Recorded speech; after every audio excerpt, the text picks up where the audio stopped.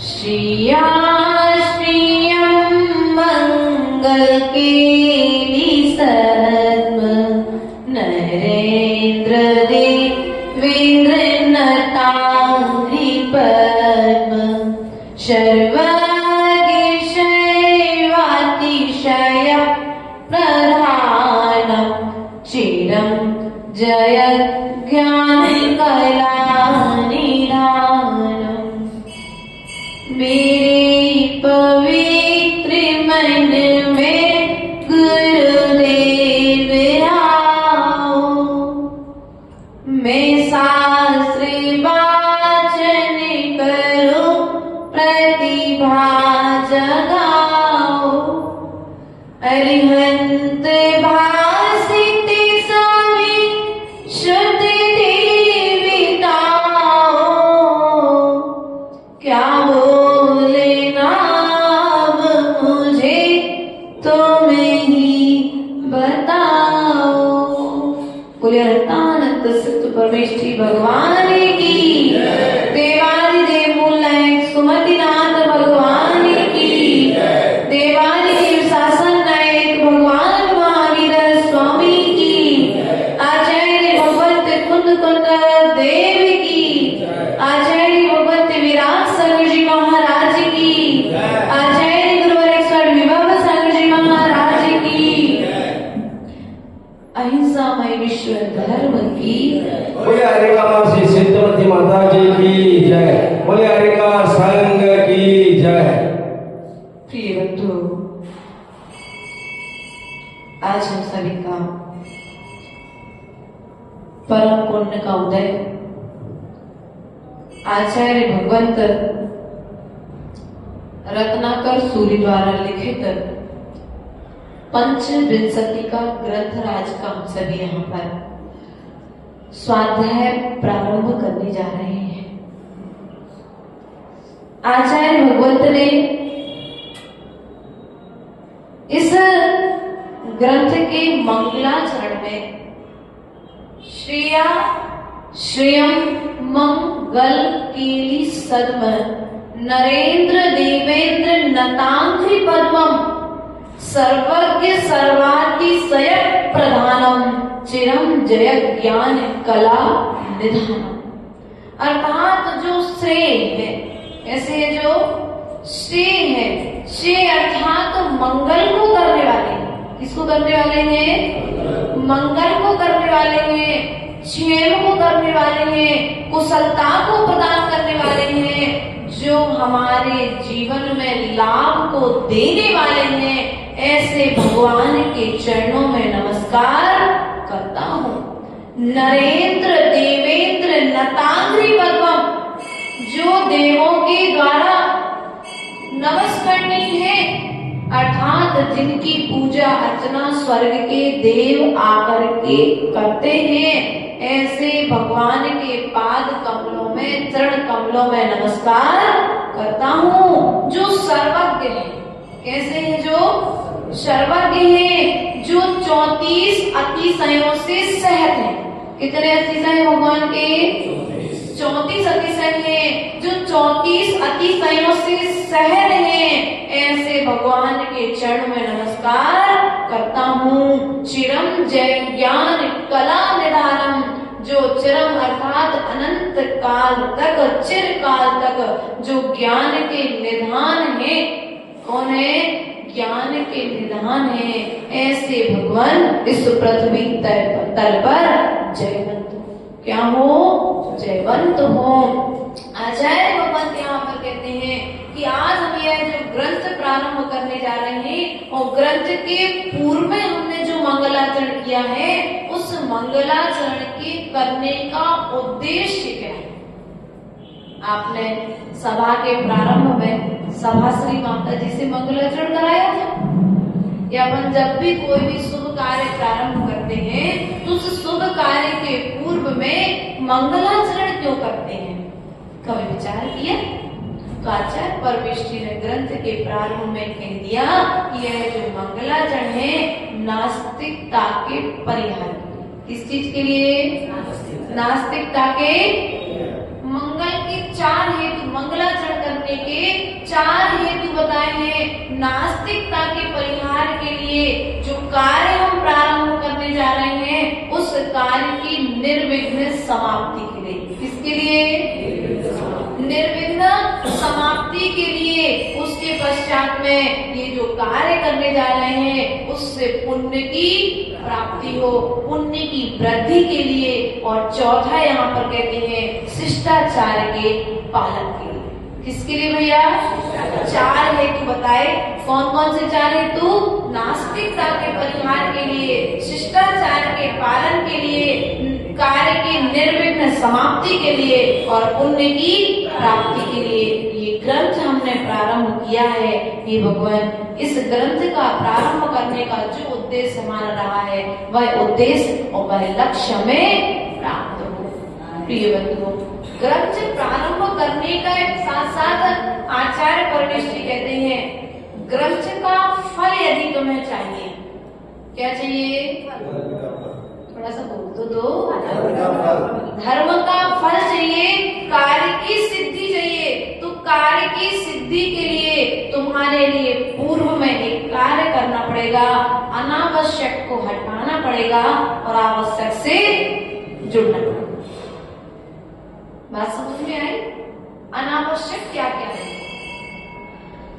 आपको गैस पट्टी पर भोजन बनाना है, बहुत सारे बर्तन फैले थे, बहुत सारा सामान रखा था, आपने क्या किया? वो सब सामान, अब आपको रोटी बनाने के लिए चकला, बेलन, आटा गूंथने के लिए कोपरिया और वो छन्नी, आटा छानने के लिए छन्नी और पानी, नमक चाहिए। इतना सामान आपने अपने पास। गैस जलाने के लिए लाइटर, रोटी सेकने के लिए तवा। देखो बिल्कुल यार, इतनी सामग्री आपने रोटी बनाने के लिए अपने पास में रख ली। बाकी सब चीजों का क्या जरूरत नहीं थी क्या उनकी? लेकिन जब हम रोटी बना रहे हैं उस समय हमें उन चीजों की जरूरत नहीं है, इसलिए हमने उन चीजों के लिए साइड में। अब जब हम सब्जी बनाएंगे तो इस सब सामान को अलग कर देंगे, कढ़ाई लेकर के आएंगे, मसाला दानी लेकर के आएंगे, घी की कटोरी लेकर के आएंगे और अपनी सब्जी छोंक लेके आ। सब्जी के लिए चक्कू आदि भी जो भी तुम्हें साधन लगते हैं वो सब सावधान लेकर के आ जाओगे। उसके पश्चात जब तुम्हारा भोजन पूरा बन जाएगा तो उस चीज के लिए भी अब सब चीजों के यथास्थान। तो आपको जिस समय जिस चीज की जरूरत है उस समय उस वस्तु को आप अपने फ्रंट टेबल पर लेकर के, और जिस चीज की जरूरत है उसको साइड में। बस आचार्य कहते हैं जब तुम भोजन बनाते तुम्हें आवश्यक और अनावश्यक का निर्णय किया है तो फिर विचारों में आवश्यक और अनावश्यकता का निर्णय क्यों नहीं किया? विचारों में जो आवश्यक विचार है, जो हमें आवश्यक बना दे, आवश्यक अर्थात हमारे जो 6 आवश्यक कर्तव्य बताए हैं उन 6 आवश्यक कर्तव्यों के प्रति यदि हम अभिमुख हो जाएंगे, उनको करने के लिए तत्पर हो जाएंगे तो निश्चित ही हम आवश्यक हो जाएंगे। और यदि हम उन कर्तव्यों को करने में अभिमुख नहीं हुए तो हम अनावश्यक अनादिकाल से थे और आज भी अनावश्यक। घर में विचार करते हमारी भी बात, हमारी भी सलाह, लेकिन ली कब जाएगी? जब आप अपने कर्तव्यों का पालन, अपना कुछ एक व्यवस्थित तुम्हें औहदा बनाना पड़ेगा, तुम्हें एक अपना स्वाभिमान जागृत करना पड़ेगा। घर में आप रहो, बहुत बोलते रहो तो लोग कहेंगे ये तो ऐसे बोलते रहते, इनसे सलाह लेने की जरूरत। आवश्यक कार्य, किसी का विवाह होना है, कोई विधान करना है, कोई पूजन करना है तो घर में सलाह बड़े से लेते कि नहीं लेते? उनकी सलाह लेना आवश्यक। लेकिन यदि बड़े बहुत बोलते रहे, बच्चे क्या करते हैं, अरे वो तो बोलते रहते हैं, उनसे ज्यादा मत पूछो अपन तो कार्य। इसलिए बोलते समय विचार करो कि हमारे वचन जो है ये बोलना अनिवार्य है कि मौन से भी काम चल सकता है।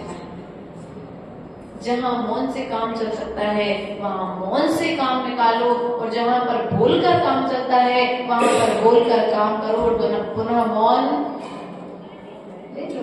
लेकिन हम ऐसा करते नहीं, इसलिए हमारे जीवन में अनावश्यक सामग्री, अनावश्यक वस्तु, अनावश्यक व्यक्ति और अनावश्यक विचारों से हम भरे पड़े हैं। अनावश्यक वस्तुएं घर में जाकर के देखो कितनी है, भीतर में अनावश्यक विचार, हमसे जुड़े हुए अनावश्यक व्यक्ति जिनकी हमें कोई आवश्यकता नहीं है लेकिन फिर भी हमसे, जिसके कारण हमारे आचरण में दोष आ जाए, ऐसे व्यक्तियों की संगति हमें, लेकिन फिर भी वो धन वाला है, ऐसा है कन्हैयालाल जी, वो धन वाला है ना, इसलिए उससे संबंध रखना जरूरी है, ऐसा आप लोग विचार करते हो। लेकिन ध्यान रखना, हमारे आचार्य परमेश्वर ने कहा है तुमने धन के लिए तुमने बल दिया है, इसलिए तुमने अपना आचार्य बिगाड़ दिया, क्योंकि तुम एक दिन यदि ड्रिंक करने वाले के साथ में तुम दूध भी पियोगे ना, तो लोग तुम्हें ड्रिंक करने वाला साबित करते कि नहीं कर देंगे। यदि तुम वहां पर एक स्थान जो चयनित होते हैं उन स्थान पर जाकर के बैठोगे, अच्छा वाला लड़का था लेकिन जहाँ लड़के बिगड़ी गलत आदतें करते थे, तुम्हारा बच्चा भी वहां जाकर के बैठने लगा, और जब वहां पर जाकर के बैठने लगा तो उन लड़कों के साथ में तुम्हारे बच्चे की भी गिनती हो जाती कि नहीं हो जाती। इसलिए अनावश्यक स्थान पर नहीं बैठना, अनावश्यक लोगों से बात नहीं करना, अनावश्यक कार्य नहीं करना। क्या नहीं करना? बैठे बैठे मंदिर की चटाई तोड़ रहे, काम नहीं रहता ना कभी कभी, तो ये लोग ऐसा करते, मंदिर की चटाई तोड़ लेते हैं, मन नहीं लग रहा है तो कागज ही फाड़ने लग जाते हैं वहीं पर। तो ये क्या है? अर्थात अनर्थ डंडे से बचना, अनावश्यक कार्य। आप सुबह से लेकर के शाम तक में एक डायरी बनाओ और यह चेक करो कि मैंने सुबह से लेकर के शाम तक में कितने आवश्यक कार्य हैं और कितने ऐसे कार्य जिनको मेरे बिना किए भी काम चल सकता है। लेकिन मेंटेन, जहां पर हमारी जरूरत नहीं है हम वहां पर भी बोल जाते हैं, जहां पर हमारी कोई आवश्यक नहीं वहां पर भी कार्य करने। जब गलत दिशा में, अनावश्यक दिशा में कार्य करोगे तो फल भी फिर अनावश्यक मिलेंगे कि नहीं मिलेंगे, और फिर मुंह फुला करके बैठ जाते, ऐसे करके ना फिर बुरा लग जाता है। ऐसा कार्य हमको नहीं करना चाहिए। जो आवश्यक है, जिनसे बात करने से हमारे काम बनते हैं उनसे बात करो, जिनसे बात करने पर हमारे काम बिगड़ते हैं ऐसे लोगों से ना तो संबंध रखो, न ऐसे लोगों से बात करो, और उनके प्रति माध्यस्थ भाव, ऐसा नहीं कि बैर मान लो उनसे, बैर मानने का नहीं कह रहे, लेकिन उनके प्रति माध्यस्थ भाव होना ही हमारा जीवन का सार तत्व हमारे सामने में आ जाएगा। प्रिय बंधुओं, यह ग्रंथराज हम जो प्रारंभ करने जा रहे हैं, यह ग्रंथराज बहुत महान ग्रंथ है। आचार्य परमेष्ठी ने इसमें इस ग्रंथ का नाम आलोचना सार नाम दिया है। आचार्य गुरुदेव ने इस ग्रंथ की रत्नात्रय पंचविंशति का आलोचना सार, अर्थात जो जीवन काल में इस जीव ने पाप किए हैं, उन पापों की जब तक वह आलोचना नहीं करेगा तब तक वह मुक्ति को प्राप्त नहीं होगा। इसलिए मुक्ति की प्राप्ति के लिए, सिद्धत्व की सिद्धि के लिए यह ग्रंथ हम यहाँ पर प्रारंभ करने जा रहे हैं। तो जैसे अपने कार्य की सिद्धि के लिए बच्चा जब डॉक्टर उसे बनना है तो उसके बाजू में कोई दूसरा कितना भी हमला करता रहे, कितना भी दूसरा कार्य करता रहे, उसका उपयोग उसकी ओर नहीं जाता है। उसके बाद यदि हमें अपने आत्मा की सिद्धि प्राप्त करना है तो हमें अपने उपयोग को स्थिर करना पड़ेगा। लेकिन सामयिक करते समय तो उपयोग भटक जाता है, पूजन करते समय उपयोग भटक जाता है, भोजन करते समय उपयोग भटक जाता है। जहां पर हमें अपना उपयोग नहीं भटकाना है, जहां पर हमें अपना उपयोग स्थिर रखना है, वहां पर हम भटक जाते हैं, और जहां पर हमें अपने उपयोग को स्थिर नहीं रखना है वहां पर हम स्थिर, किसी की चुगली सुनने में, पैसे गिनने में, बिल्कुल एक भी नोट इधर उधर हो सकता है क्या, सीरियल देखने में शुरू से लेकर तो पहले एपिसोड में क्या हुआ तो 200 नंबर के एपिसोड में क्या हो रहा है, पूरी हिस्ट्री आप लोगों से, कहीं पर भी एक भी शब्द आप भूलते, वहां पर तो आप उपयोग को स्थिर रखते हो और फिर आकर के कहते हो आचार्य परमेश जी के चरणों में कि भगवान मुझे याद नहीं होता। क्या हमारे पास बहुत सारे श्रावक श्रेष्ठी आते हैं, आचार्य गुरुदेव के पास में भी आते थे और एक ही बात कहते थे कि आचार्य भगवान हमें याद नहीं होता। आचार्य गुरुदेव कहते थे याद तुम्हें होता है और याद रहता भी है, लेकिन तुमने अपने उपयोग को जितना स्थिर करके याद किया है उतना याद रहता है। तो बोले कैसे? तो आचार्य गुरुदेव बोले कि देखो 20 साल 50 साल पहले तुम्हारे पिताजी ने रजिस्ट्री करी थी, की थी ना, और रजिस्ट्री में किसके नाम पर कितना सोना, कितना चांदी, कितना धन, कितनी जगह, कितनी धन दौलत आदि दिया था, वो सब तुमको वो कागज निकाल के हर बार नहीं देखते कन्हैयालाल जी नहीं देखते ना, लेकिन फिर भी याद क्यों? क्योंकि तुमने उस कागज को उपयोग से दहेज में कितना धन मिला था, कौन सी अंगूठी तुम्हारी है, कौन सी अंगूठी सास ने दी है, कौन सी मम्मी ने दी है, कौन सी जेठानी ने दी है, कौन सी बहन ने दी है, वो चीज याद बोलो तो। अब बताओ याद होता कि नहीं होता? सबको याद तो होता है, लेकिन हम उपयोग से याद नहीं करते हैं। हम जिन चीजों में उपयोग लगाते हैं वो चीज हमें याद रह जाती है, और जिन चीजों में उपयोग लगा करके याद नहीं करते हैं वो चीज हमें याद भी। किसी ने 20 साल पहले तुमसे कुछ अपशब्द कहे थे, वो अपशब्द आज भी याद। भैया उनके चौके में नहीं जाएंगे, क्यों? अब वो महाराज जी आए थे ना, तो हम उनके चौके में गए थे तो उन्होंने हमसे ऐसी बात। अब अनावश्यक वस्तुओं से, अनावश्यक विचारों से तुमने अपने मन को जब भर करके रखा है तो अच्छे विचार उसमें भरेंगे कैसे? भैया अच्छे विचार भरेंगे कैसे? अच्छे विचार जब यदि भरना है, जैसे कुएं से जल निकालना है तो बड़ी बाल्टी डालते हो कुएं में कि खाली बाल्टी डालते हो? ऐसा हो सकता है यहाँ पे बाहुबली कॉलोनी में कोई ऐसा हो जो भरी बाल्टी डालता हो? कुएं से पानी निकालने के लिए भरी बाल्टी डालोगे तो लोग आपको क्या कहेंगे? बोलो तो पागल है क्या? देखो भरी बाल्टी डालना है, पानी में भरी बाल्टी में पानी खींच रहा है। भैया बाल्टी को खाली कर लो, फिर बाल्टी में पानी खींचना, फिर पानी निकालना, तो लोग तुम्हें समझदार। हमारी स्थिति भी कुछ इसी तरह की, कन्हैयालाल जी, हमारी स्थिति भी कुछ इस तरह की है कि नहीं है? हम अशुभ विचारों से इतने भर चुके हैं कि अब शुभ विचारों को लाना तो चाहते अपने भीतर में, लेकिन अशुभ विचारों को निकालने का प्रयास। जब तुम अशुभ का परिहार करोगे तो शुभ से तुम अपने आप जुड़ जाओगे, लेकिन तुम अशुभ से जब तक भरे रहोगे तब तक तुम्हारे भीतर में शुभ आने वाला। गंजी में दूध भरना है, पतेली में दूध भरना है तो पहले उसे पानी को खाली, ऐसा तो नहीं करते कि पानी भरी पतेली में तुम दूध लेकर के आ जाओ। यदि लेकर के आ जाओगे तो पिताजी क्या कहेंगे, माँ क्या कहेंगी? तुमने पूरा दूध खराब कर दिया, पूरा दूध पानी। तुम्हारे साथ में भी, हमारे साथ में भी कुछ इस तरह की व्यवस्था है वर्तमान में। हम नकारात्मक ऊर्जा से, नकारात्मक विचारों से इतने भर चुके हैं कि सकारात्मक ऊर्जा हमारे ऊपर प्रभाव। कोई व्यक्ति हमारा यदि अच्छा करना भी चाहे तो अरे वो तो ऐसा ही है, वो तो ऐसे ही करते हैं, उनकी तो प्रकृति ऐसे ही है, वो हमारा कभी भला नहीं कर सकते। ऐसा हम विचार करते भी नहीं करते।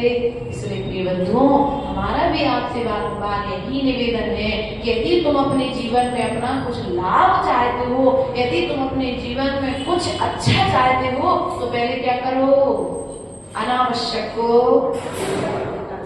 अनावश्यक विचार, अनावश्यक भाव, अनावश्यक सामग्री, अनावश्यक लोग, अनावश्यक स्थान, क्या स्थान का भी चयन करना पड़ेगा। यदि अनावश्यक स्थान पर जाकर के तुम सोचो शमशान घाट पे जाकर के जिनवाणी खोल के बैठ जाओ, पहले का समय गया। आज के समय में जहाँ पर लोगों का यातायात के साधन अति शीघ्रता में निकल रहे हो, ऐसे स्थान में जाकर के आप जिनवाणी खोल करके बैठ जाओ तो बिघ्ने तो अपने आप, कभी सीटी बजेगी गाड़ी की, कभी अगर किसी का जहाँ पर भोजनशाला बन रही हो और वहां पर जाकर के तुम चिनवाणी खोल करके बैठ जाओ तो भोजन की खुशबू तो अपने यहाँ आएगी कि नहीं आएगी? तो फिर स्वाध्याय करने में मन, इसलिए आचार्य ने कहा है स्वाध्याय करने के पहले आवश्यक को पूरा करने के लिए स्थान का चयन करो। किसका चयन करो? श्रावक भले ही कम हो। आचार्य गुरुदेव कहते हैं क्वालिटी चाहिए, क्वांटिटी नहीं चाहिए। क्या क्वालिटी चाहिए? जिनको सुनने में रुचि होगी सुबह समोसन सभा में अपने आप, और जिनको रुचि नहीं होगी हम सुनाने के लिए पीछे पीछे भागेंगे तो फिर उनका एक तो पाप कर्म था ही, लेकिन अब पीछे पीछे भाग रहे हैं तो उसे क्लेश और हो जाएगा। अरे हमको प्रवचन सुनना नहीं था तो जबरदस्ती में इन्होंने मंदिर में प्रवचन रख दिया तो सुनना पड़ रहा है, पूजा नहीं कर पा रहे, हमारा डिस्टर्ब हुआ है। सामने वाले ऐसा भी विचार कर सकता है। लेकिन आचार्य परमेश्वरियों ने कहा था, आचार्य गुरुदेव की श्री मुख से हमने एक बात जरूर सुनी थी कि यदि देखो ये जो जिनालय में बैठे भगवान है ये स्थायी रहने वाले, ये कहीं जाने वाले हैं क्या? बोलो तो भगवान कहीं चले जाएंगे क्या? जब तक तुम पुरुषार्थ नहीं करोगे तब तक इस मंदिर से भगवान दूसरे मंदिर में या दूसरे स्थान पर जाने वाले। तुम्हारा पुरुषार्थ जब होगा तब भगवान अपने स्थान से बाहर आएंगे, और जब बाहर इस स्थान से तुम कहीं अन्यत्र ले जाना चाहोगे तो वहां पर बाकी भगवान कहीं पर जाने वाले।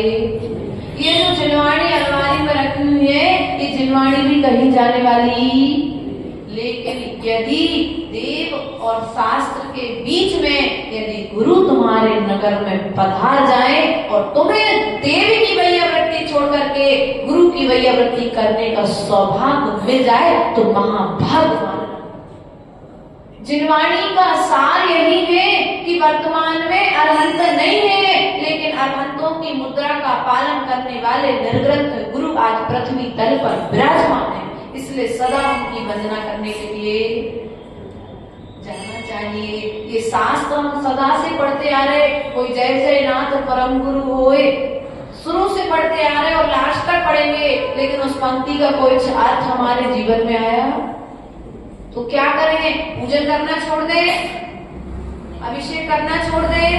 छोड़ना कुछ भी नहीं है, लेकिन समय को मैनेज यदि गुरु की वैयावृत्ति करने मिल रही है तो आचार्य गुरुदेव ने बोला ये तो अचेतन तीर्थ थे, लेकिन चलते फिरते तीर्थ स्वरूप गुरु तुम्हारे नगर में आए हैं तो पहले तुम चेतन तीर्थ की यदि वंदना करोगे तो तुम भी एक दिन चेतन तीर्थ में परिवर्तित हो जाओ।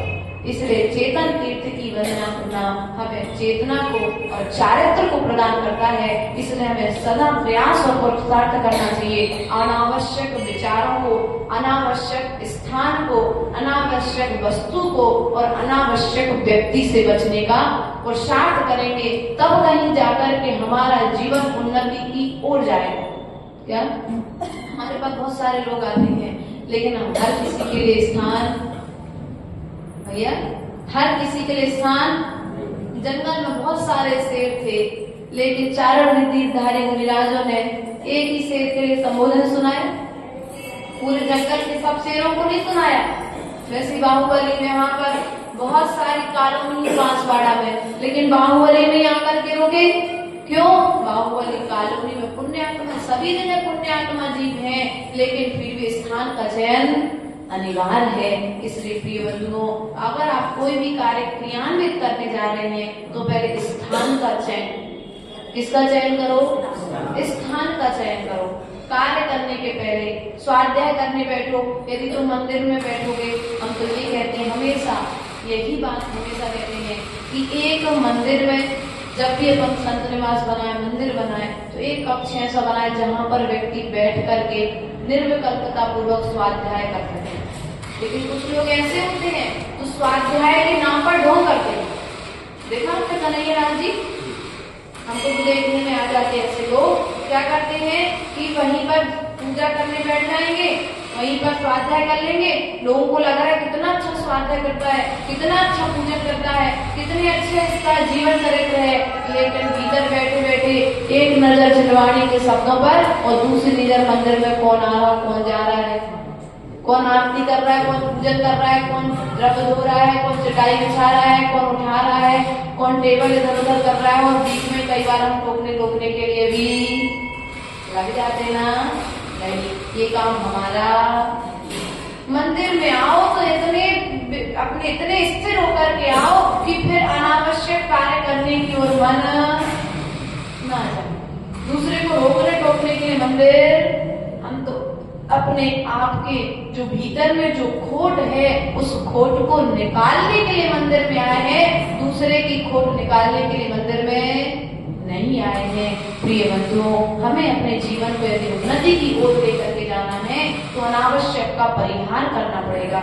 अनावश्यक स्थान तो हमने आपको बता ही दिया, उसके पश्चात अनावश्यक व्यक्ति का भी हमने आपको बता दिया, उसके पश्चात में अनावश्यक वस्तु, कितनी सारी वस्तुएं हमने संग्रहित करके रखी हैं जो अनावश्यक उपयोग में नहीं है। सालों साल हम उन वस्तुओं को देखते भी है क्या? नहीं देखते, लेकिन फिर भी हमारे पास संग्रह में, अब वस्तु तुम्हारे पास रखी है, कई किताबें ऐसी होती हैं जिनका उपयोग नहीं है, जिनवाणी के अलावा रद्दी के कागज है, बहुत सारी मैगजीन्स हैं हमारे घर में पड़ी होती, उपयोग नहीं होता, लेकिन फिर भी अब उनमें दीमक लग रही है, जाले लग रहे हैं, मकड़ी हो रही है, हल्के हल्के कीड़े आ रहे हैं। अब बताओ दोस्त किसको लग रहा है? किसको लग रहा है? अनावश्यक फर्नीचर हमारे घरों में पड़ा रहता है, अनावश्यक लंगड़ लोहा जो आप लोग कहते हैं, भंगार जो आपका होता है, तो आप लोग कितना सारा अनावश्यक सामग्री रखते के लिए रखे परिग्रह रूप में। तो जो आवश्यक, यदि अनावश्यक सामग्री को रखोगे अपने साथ में, तो ज्योतिष शास्त्र भी, वास्तु शास्त्र भी ये कहते हैं, यदि अनावश्यक सामग्री हमारे पास में रहेगी तो अनावश्यक विचार भी हमारे भीतर में पनपते रहेंगे। इसलिए अनावश्यक विचारों से यदि बचना है तो अनावश्यक वस्तुओं को पहले अपने कमरे से बाहर करना पड़ेगा, अपने घर से अनावश्यक सामग्री को बाहर करना पड़ेगा, क्योंकि अनावश्यक सामग्री तुम्हारी जब जाएगी बाहर तो तुम्हारा उपयोग स्थिर हो जाएगा और तुम बार बार उस वस्तु को संभालना नहीं पड़ेगा।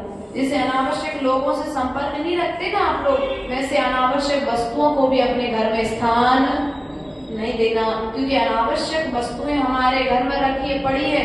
लोग कहते हैं अरे वो छत पे ही तो पड़ी है, उसका क्या मतलब है? अरे भैया वो छत पर रखी ना, तुम्हारे सिर पर है, तुम्हारे घर में पूरी नकारात्मक ऊर्जा को। अब ऐसा वास्तु शास्त्री कहते अब कर्म सिद्धांत लगाओ, तो कर्म कहते आकर के कर्म सिद्धांत कहेगा तुम्हारा कर्म खराब होगा तो सब सामने वाले का प्रभाव पड़ेगा, और कर्म खराब नहीं हुआ तो सामने वाले का प्रभाव भी नहीं पड़ेगा। तो हम काम ही ऐसा क्यों करें कि भविष्य में आकर वो कर्म रूप में परिवर्तित हो जाए? इसलिए वस्तुओं का संग्रह भी हमारे पास में, आवश्यकता जितनी वस्तुओं की आवश्यकता है उतनी वस्तुओं को ही अपने पास में रखना। जिन वस्तुओं की आवश्यकता नहीं है उन वस्तुओं को क्या करना? घर से विदाई दे देना। लेकिन हमारे पूर्वज क्या करते हैं? पूर्वज जो दादी है, दादा लोग हैं, या कुछ बच्चे भी आजकल वर्तमान में संग्रह वृत्ति जिनकी होती है तो वे संग्रह करते जाते हैं और भविष्य में जाकर के फिर उनको ही, और कई लोगों तो आदत होती पन्नी बटोरने की। क्या होती है?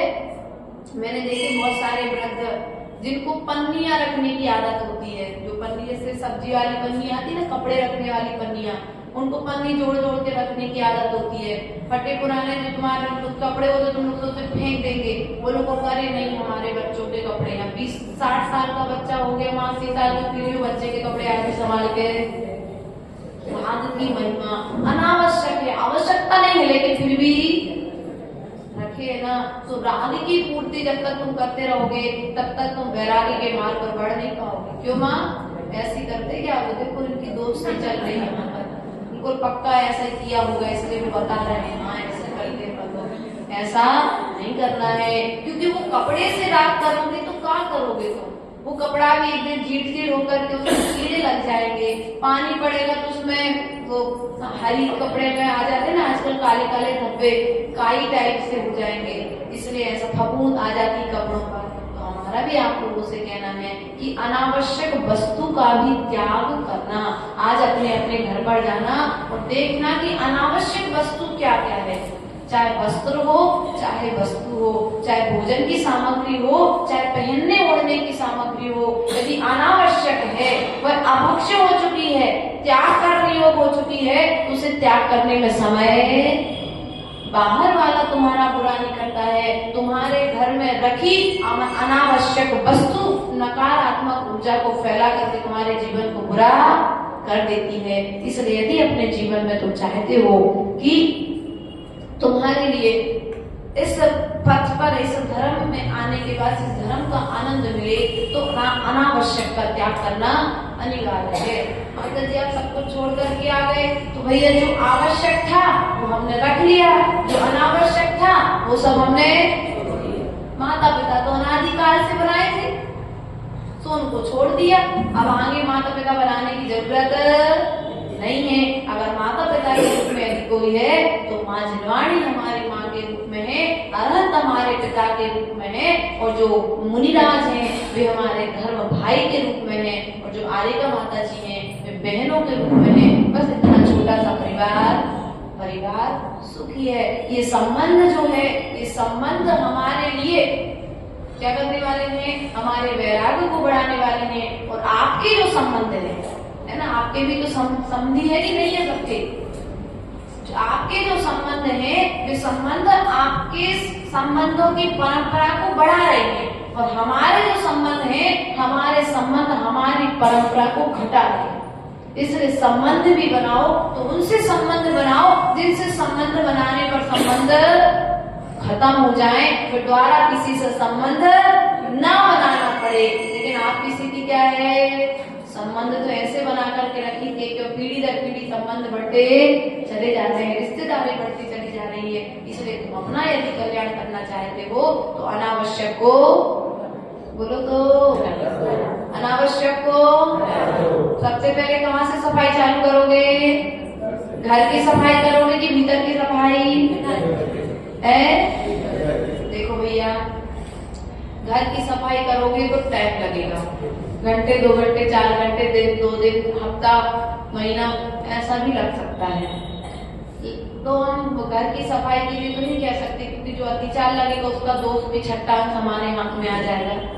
इसलिए वो आप लोग युक्तिपरक जीवन जो आपको उचित लगे तो आप जाने, लेकिन हम इतना जरूर कहेंगे, अपने भीतर के विचारों की सफाई जरूर कर लेना।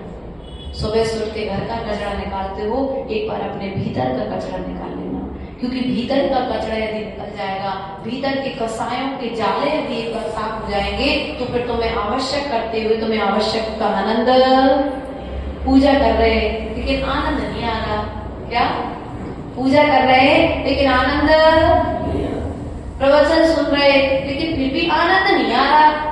हम तो माता जी खूब प्रवचन सुनते हैं, खूब पूजा करते हैं, खूब अभिषेक देखते हैं, खूब गुरुओं की संगति करते हैं, लेकिन फिर भी परिणामों में परिवर्तन नहीं आता। तो भैया हमारी स्थिति ऐसी है कि भीतर में जब कचरा पड़ा है तो फिर बाहर का आनंद में, जब कचरे वाले स्थान पर तुम स्वयं ही बैठते हो क्या, जहाँ पर कचरा हो वहां पर आपको बैठ जाते क्या? नहीं बैठते ना। ऐसा आचार्य गुरुदेव कहते थे, जो श्वान है ना, श्वान तो समझते, कुत्ता भी अपनी पूंछ से झाड़ के बैठता है। जब बैठता है वो कहीं पर भी तो अपनी पूंछ से झाड़ करके बैठता है। बस हमें तो भगवान की स्तुति करना है और भगवान बनने की तैयारी करना है, तो हमें अपनी हृदय रूपी वेदी की सफाई कब से प्रारंभ करना है? कल से कर लेना, कोई बात नहीं।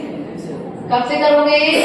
आज से, अभी से प्रारंभ करना पड़ेगी। जो अनावश्यक विचार हमारे भीतर में, अनावश्यक व्यक्तियों के नाम हमारे भीतर में है, जो अनावश्यक क्रियाएं हमने अनादिकाल से की हैं, उन सब क्रियाओं का आज से, बोलो तो,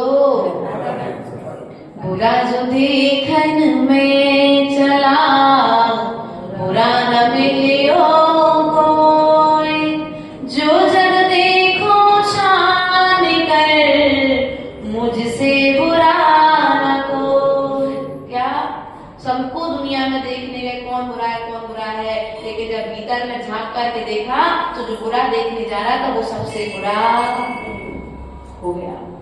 इसलिए प्रिय बंधुओं, अपने भीतर की कसाई को जब हटाओगे तो तुम स्वयं एक दिन बूरा की तरह मीठे। चींटियां कहाँ जाती हैं? बोलो तो, मिठाई पर कि नमक पर?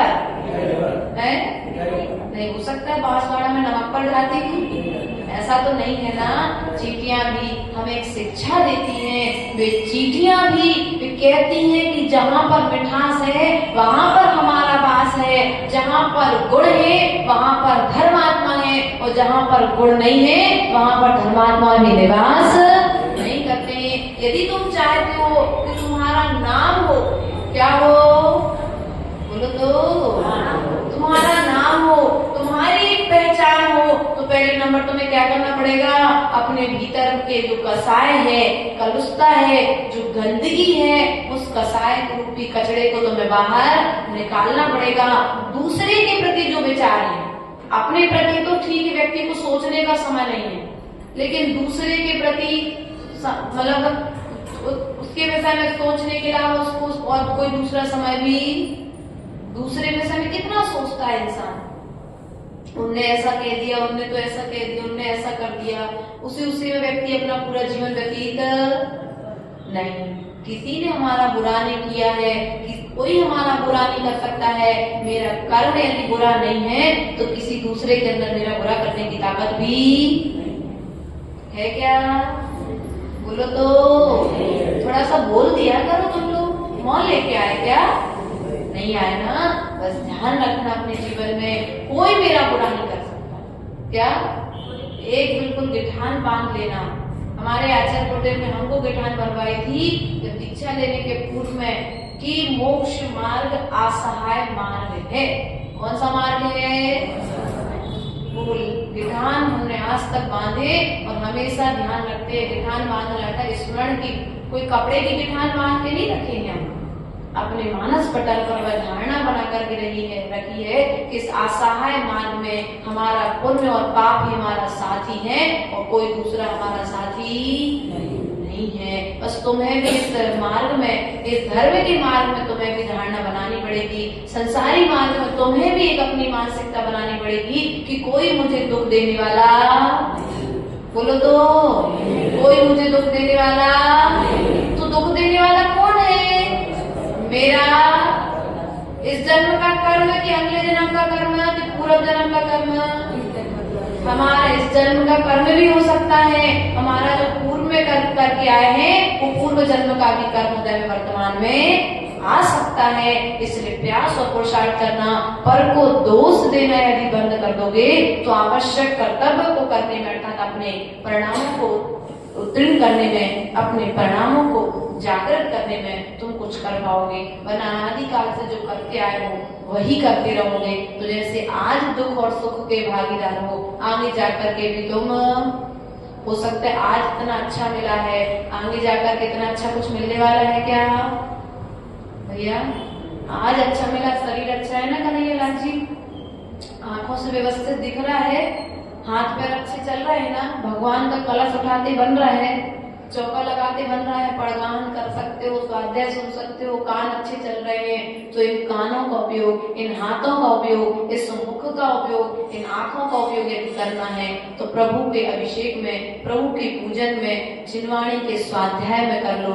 इन सबको आवश्यक कार्यों में लगा लोगे तो निश्चित ही तुम एक दिन आवश्यक बन जाओगे। वरना ये जीवन अनादिकाल से हमने पापों में व्यतीत किया है, और अनादिकाल से पापों में व्यतीत करते आ रहे हैं, लेकिन जो भूल हमने अनादिकाल से की है वो भूल अब हम आज से करना, बोलो तो, बंद कर देंगे।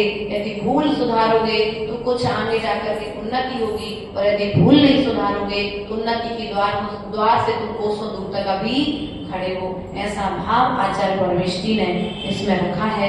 यही हमारा आप सभी के प्रति भी भाव है कि आप अपने जीवन को समाधि मरण की ओर लेकर के जाएं, क्योंकि आलोचना का सार यही है कि आलोचना करने के पश्चात में व्यक्ति आत्मा को सिद्ध करता है। आत्मा का सार सिद्ध अवस्था है, और सिद्ध अवस्था कब मिलेगी? जब व्यक्ति पापों से निवृत्त होगा। निवृत्त कब होगा? जब बेड पर हो जाएगा तब, कि चलते फिरते, हाँ चलते फिरते जितना पापों को छोड़ता जाएगा, जितना पापों से छूटता जाएगा, उतना उतना वह परमात्मा के मार्ग पर बढ़ता चला जाएगा। इन्हीं भावनाओं के साथ बोले परम पूज्य आचार्य गुरुवर विभम सागर जी महाराज की जय।